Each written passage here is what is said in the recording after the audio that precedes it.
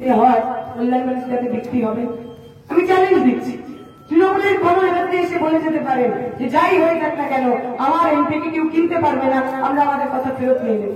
কিন্তু একথা আমি বলতে পারি যতজন এখানে রয়েছে আমার প্রত্যেক কর্মী সমর্থক এক কথায় গ্যারেন্টি দিতে পারে, লাল ঝান্ডা কর্মী, লাল ঝান্ডা যিনি এমপি হবেন তিনি মরে যাবেন, তবু শিরদারা বিক্রি করবেন না, ইমান বিক্রি করবেন না, পার্টির সঙ্গে গদ্দারি করবেন না, সাধারণ মানুষের সঙ্গে গদ্দারি করবেন না।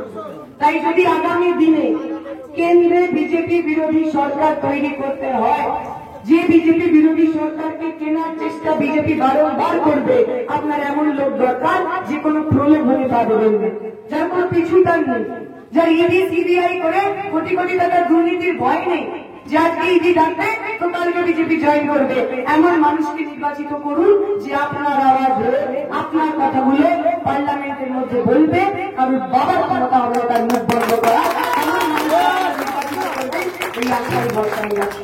আমি আমার কথা দীর্ঘায়িত করবো না, শুধু এটুকু বলবো, কল্যাণ ব্যানার্জি গত 2 মাসে যা বক্তৃতা দিয়েছে সেই বক্তৃতা থেকে যদি সিপিএম এবং দীপশিতা এই দুটো শব্দ সরিয়ে নেওয়া হয় তাহলে সব বক্তৃতা মিলিয়ে 10 মিনিট হবে না, তাই তো?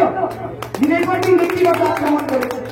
তো কালকে আমি শুনলাম অসাদেশে সঞ্জয় দেব বলছিল, জুরি নাকি বলেছেন যে সিপিএম সন্ধ্যেবেলা মিটিং করছেন, কারণ সিপিএম এর প্রার্থী এত কালো যে অন্ধকারে তাকে দেখা যাবে না। আমি বলছি যে কল্যাণবাবু আপনি তো খুব ফর্সা ধবধবে লোক, কিন্তু 15 বছর ধরে আপনি এমন কি করলেন যে দিনের বেলাতেও আপনাকে দেখা গেল না? মানুষের প্রয়োজন, কোভিডের সময় মানুষের পাশে দাঁড়ানো, পরিযায়ী শ্রমিকদের ফিরিয়ে আনা, কিছুই তো আপনি করলেন না। 15 বছর ধরে আপনি বাড়িতে বসে মুড়ি বেজেছে, আর এখন নির্বাচনের আগে লোকের নামে গালিগালাজ করার জন্য আপনি ময়দানে চলে এসেছেন।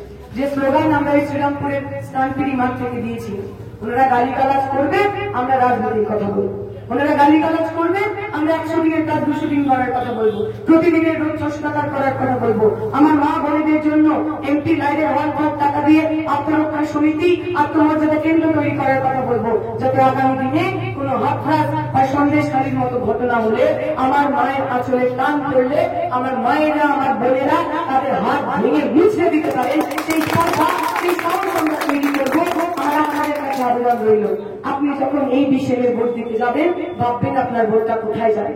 ওই চোর, ডাকাত, দাঙ্গাবাজ ওদের ভোট দেবেন, 1-এ ভোট দেবেন, 2-এ ভোট দেবেন, নাকি 3-এ ভোট দেওয়ার পর বড় বাড়িতে এসে বলবেন শ্রীরামপুরের প্রথম মহিলা সাংসদ আমার ভোটে নির্বাচিত হয়েছিল, শ্রীরামপুরের প্রথম মহিলা সাংসদকে আমরা ভোট দিয়ে জিতিয়েছিলাম।